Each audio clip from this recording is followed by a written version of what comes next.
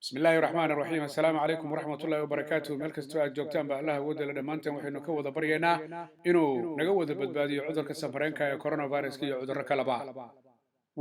maalinimo khamiisa 3 bisha December 2020 cudurka coronavirusku weli waa jira meelo badan oo adduunyada ka mid ah laakiin waxa markii ugu horeysay UK ay ogolaatay arrinka ku saabsan ogolaanshaha talaalka la soo bandhigay si markaas maalin uun loo gaaro aan fogeyn in dadka la talaalo kadibna la eego bal cudurku inuu ka suulayo inuu ka dhammaado iyo inuu ka hortago in markaa la isqabadsiin karo wararkii ugu dambeeyay UK waxa ay sheegayaan ragga ku howlanaa arrimaha la socodka iyo eegista xagga ammaanka iyo weliba xagga waxtarkiisa talaalka shirkadaha lagu magacaabo Pfizer iyo BioNTech in UK ay ogolaadeen qolyahooda saynisyahanada iyo dhaqaatiirta arrintaas gacanta ku hayay oo ay sheegeen labada shirkadood inay UK guud ahaanba ay u soo bandhigi karaan una soo saari karaan una soo badin karaan talaalka loogu talagalay cudurka coronaviruska in uu joojiyo isla markaasina uu hakiyo in la isu gudbiyo arrintaas ayaa waxaa loo arkaa war aad u wanaagsan oo ku dhacay dhagaha dad aad u fara badan oo muddaba ka walaacsanaa sanad iyo ka badan arrimahan ku saabsan cudurka coronaviruska iyo faafidiisa oo xaddaaf ahayd sharikadda lagu magacaabo Pfizer iyo weliba BioNTech oo iskaashanayay waxay sheegeen inay filayaan inay si degdeg ah u soo gudbiyaan ay u keenaan UK laakiin maamulayaasha caafimaadka iyo saynisyahanada UK ayaa waxay sheegeen talaalka oo la soo saaraa marka ay timaado in barnaamij uu jiro isagoo laftiisu u baahan taxaddar iyo dadaal iyo sidii looga adkaan lahaa oo ah qaabka loo gaarsiin lahaa meelo kala duwan iyo dadka marka talaalku uu diyaarka yahay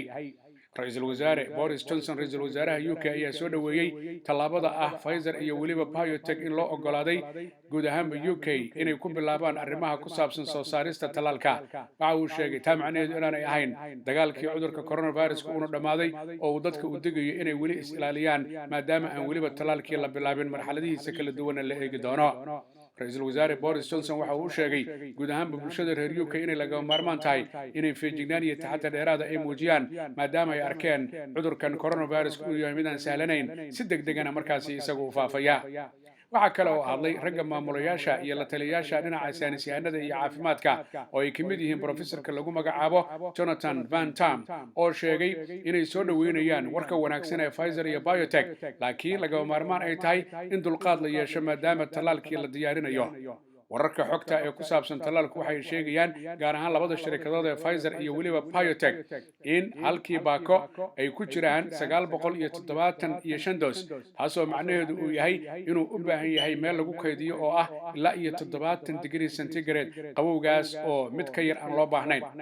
waxay sheegeen guryaha dadka waaweyn lagu hayo tirada dadka ku jira uma dhigmaan kuwa isbitaalada taasoo ay sheegeen haddii la furo baakadka ay ku jiraan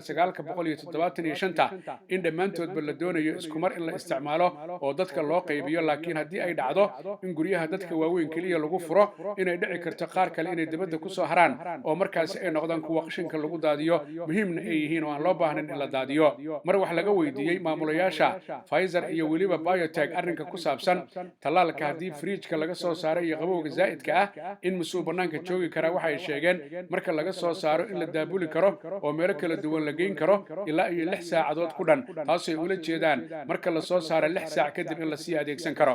laakiin waxay sheegeen inay laga maarmaan tahay in markaas lagu kaydiyo fridge caadiya iyo qaboojiye caadiya oo aan loo baahnayn kii isagu ahaa 70 degree centigrade in aan lagu celinaynin waxaa la sheegay qofka marka maanta lagu talaalo hal doos in la sugayo 21 maalmood oo ka dhigan 3 toddobaad kadibna dooska kale lagu talaalayo kadibna la arkayo qofkaas in waxtarkii dhinaca difaaca jirku uu bilaabanayo arrimahaasi oo dhan oo ay ka hadleen ayaa waxa kale oo ay sheegeen talaalku mar qoro inaanu soo wada bixi karin laakiin ay dhici karto dadku siday u kala daran yihiin una kala nugul yihiin in lagu bilaabo haddii ay tahay dadka ku jira guryaha dadka waaweyn iyo shaqaalaha la shaqeeya haddii ay tahay shaqaalaha kale ee shaqeeya xagga caafimaadka haddii ay tahay dadka da'da 80aadka intaba Pfizer waxay shaaca ka qaaday in wax soo saarkeedu markiiba uu ka bilowday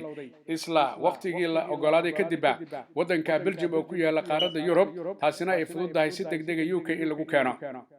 biotech ruuxa ugu qaabilsan arrimaha dhinaca ganacsiga iyo suuqyada oo lagu magacaabo Sean Marett ayaa isaguna waxa uu sheegay in iyaga laftoodu talaalka si degdeg ah ay ku soo gaarsiinayaan marka la fiiriyo UK taasoo macnaheedu uu yahay UK inay heli doonto talaal ku filan oo aad u fara badan marka daba la fiiriyo UK waxay ka dalbatay Pfizer iyo biotech ilaa iyo 40 milyan oo doos taasoo ay qaadan karaan 20 milyan oo kamid ah dadka iyagu reer UK waxaa kaloo ay maamulayaasha caafimaadku ay sheegeen dadka inay ku wanaagsan tahay talaalka inay qaataan si markaas iyaguna ay ugu wanaagsanaadaan bulshada kalena ay markaasi u siiyaan kalsooni buuxda oo ah mar haddii ay talaalka qaateen UK waxay filaysaa talaalo kale inay uga yimaadaan shirkadaha kale ee iyaga laftooda lagu kala magacaabo Moderna iyo weliba AstraZeneca iyo Oxford oo iyaga laftooda barnaamijkoodii uu socdo AstraZeneca iyo Oxford ayaa maamulayaasha dhinaca caafimaadka guddiga wax ogolaanaya gacanta ay ku hayaan ayna dhici karto saacad kasta in la sheego in iyagana la ogolaaday si ay u bilowdaan talaalkooda marka daba la fiiriyo talaaladan kala duwan ee la soo saarayo talaalka AstraZeneca iyo Oxford ayaa lagu sheegay qiimo ahaan inuu ka yar yahay xagga lacagta kuwaas isla markaasina meelaha lagu kaydiyaa inaanay qabow dheeraada u baahnayn sida Pfizer iyo biotech iyo weliba Moderna marka daba la fiiriyo reer UK warkoodu war wanaagsan ayuu noqonayaa UK-na waxay noqonaysaa qiyaastii dalkii ugu horeeyay ee dunida ee ogolaaday talaalka taasina ay tahay tallaabo aad u wanaagsan marka la barbar dhigo guud ahaanba adduunyada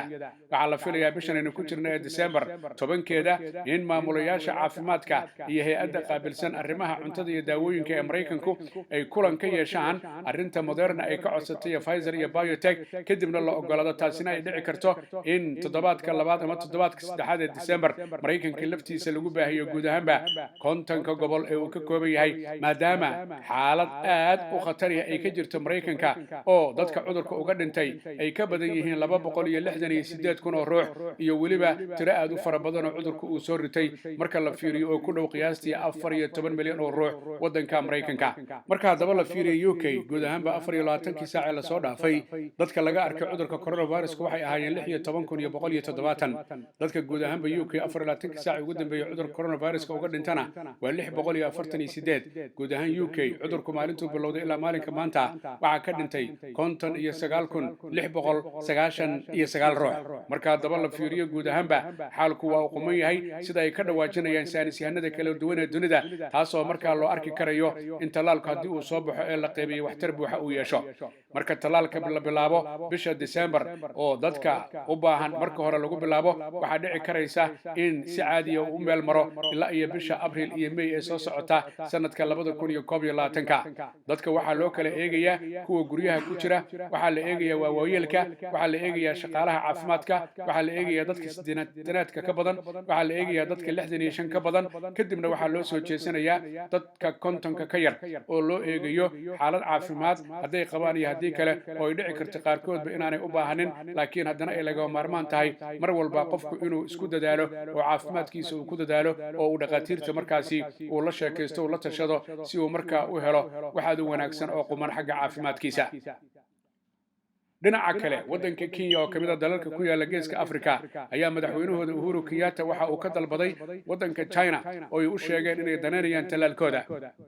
Kenya waxay ka mid tahay wadamada geeska Afrika ee cudurku uu saameynta ku yeeshay dad badanna uu ku dhacay dadna ay uga dhinteen laakiin marka la fiiriyo guud ahaanba dadka cudurku uu soo ritay ee wadankaasi Kenya waxay kor u dhaafeen ilaa 80,000 oo ruux laakiin dadka uga dhintay ayaa waxay ku dhow yihiin 1,500 oo qof haddii ay dhacdo in Uhuru Kenyatta arrinka uu raadinayo ee China ee dhinaca talaalka u meel maro ayaa warar kalena waxay sheegayaan Kenya lafteedu inay daneynayso talaalka lagu diyaarinayo jaamacadda Oxford iyo weliba AstraZeneca ay la diyaarinayso oo iyada lafteeda isha ay ku hayaan laakiin mar walba waxa ay fiirinayaan midda markaasi u raqiisan iyo qaabka ugu sahlan ee markaasi talaalku uu ku soo gaari karayo